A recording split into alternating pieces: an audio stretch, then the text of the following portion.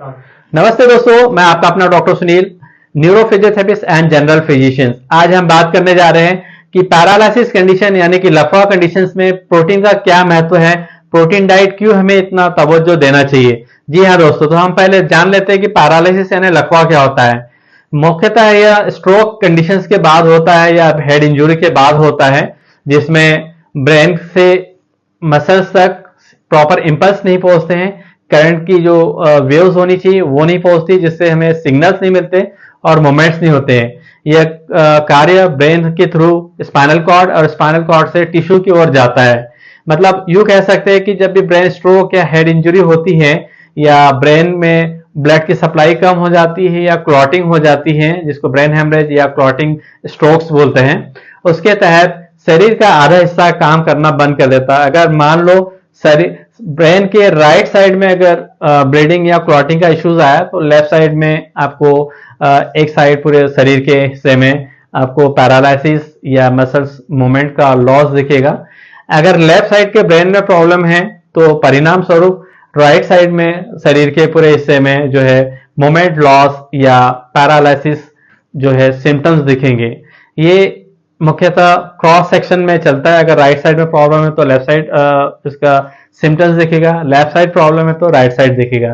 तो ये हुआ पैरालिसिस यानी कि पक्षघात यानी लकवा। अब हम देखते हैं कि पैरालिसिस में मसल्स की क्वालिटी क्या हो जाती है, क्यों हमें जरूरी है प्रोटीन का इंटेक। तो सबसे पहले हम मसल्स की क्वालिटी जान लेते हैं।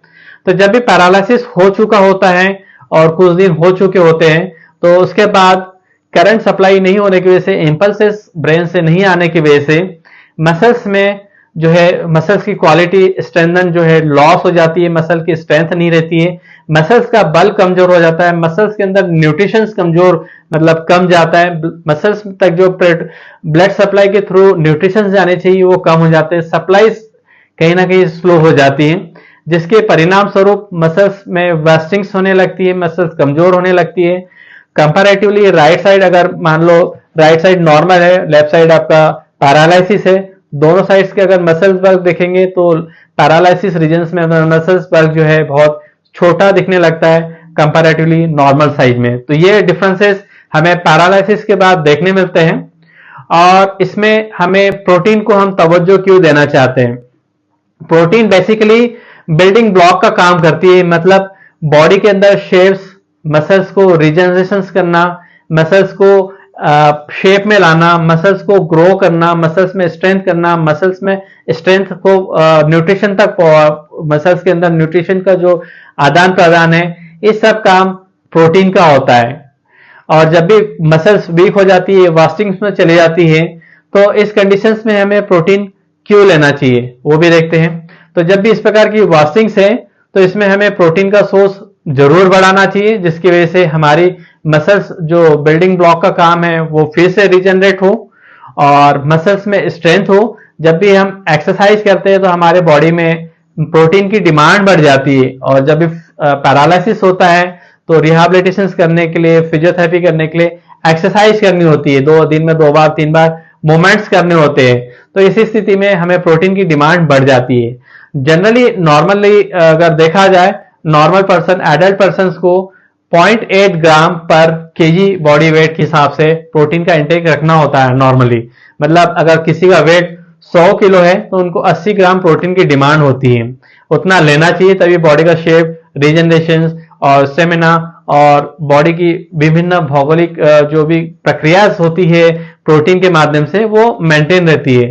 पर जब भी पैरालिसिस होता है और मसल वास्टिंग में चली जाती है और इस प्रकार की फिजियोथेरेपी या रिहैबिलिटेशन की रिक्वायरमेंट होती है तो हमें इंटेक जो है प्रोटीन का बढ़ाना होता है।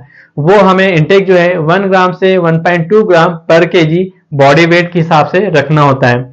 मान लो किसी का वेट 100 किलो है तो उनका जो प्रोटीन इंटेक का हमें जो ख्याल रखना होता है, जो मेंटेन करना होता है, वो 100 ग्राम से 120 ग्राम तक लेना होता है, जिससे मसल्स में स्ट्रेंथ, स्टेमिना और रिजनरेशन प्रोसेस तेजी से बढ़े, जिससे मसल्स की रिकवरी फास्ट हो, हीलिंग प्रोसेस इंप्रूव हो और मसल्स बल्क इंप्रूव हो, जिससे पैरालिसिस की रिकवरी फास्ट हो। तो ये जरूरी है 1.0 टू 1.2 ग्राम पर केजी बॉडी वेट प्रोटीन का इंटेक बढ़ाना जरूरी है। अब हम देखते हैं कि प्रोटीन सोर्स क्या क्या है, किससे हम प्रोटीन का सोर्स बैलेंस बनाए रखें। बिकॉज होता क्या है, जब ये पैरालिसिस होता है, पेशेंट बेड रिडन होते हैं या बहुत ही कम एक्टिविटीज में होते हैं, तो भूख कम लगती है, अपेटाइज कम होने लगती है, कई लोगों को स्वेलिंग की इश्यूज होती है तो वो स्वालो नहीं कर पाते, गले से ले नहीं पाते हैं। तो ऐसी कंडीशंस में जो है इंटेक बहुत कम हो जाता है, पुअर इंटेक हो जाता है, न्यूट्रिशनियस फूड नहीं लेने की वजह से प्रोटीन जो है मुख्यतः और कम हो जाता है। ऐसी स्थिति में मसल वास्टिंग और बढ़ जाती है।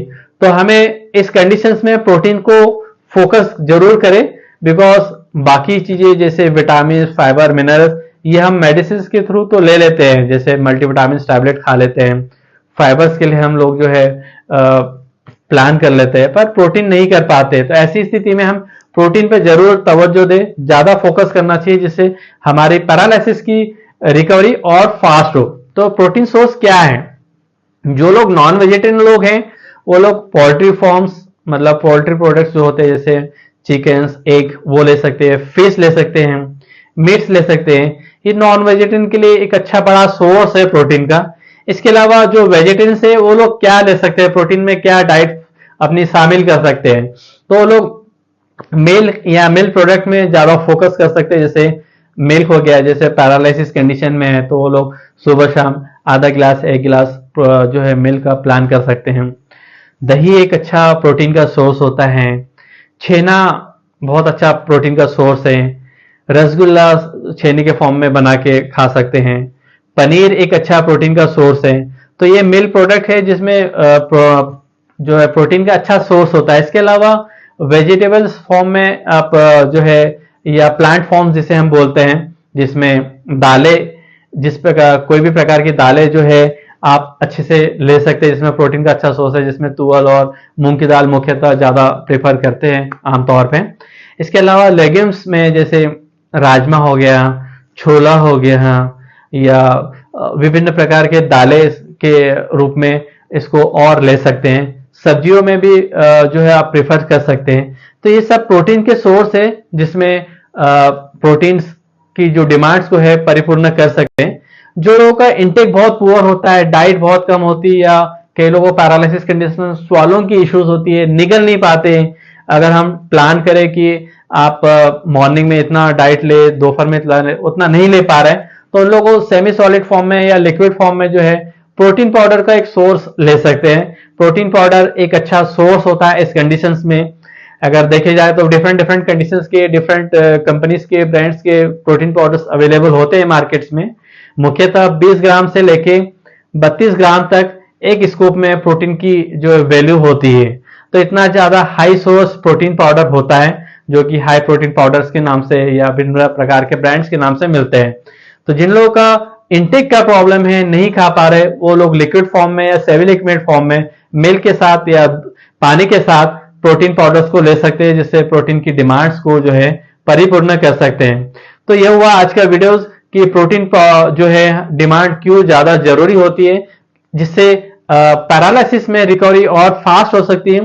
प्रोटीन को तवज्जो देने से, प्रोटीन का सोर्स प्रॉपर तरीके से लेने से हमारे पैरालिसिस की रिकवरी और फास्ट को देखने को मिल सकती है। धन्यवाद।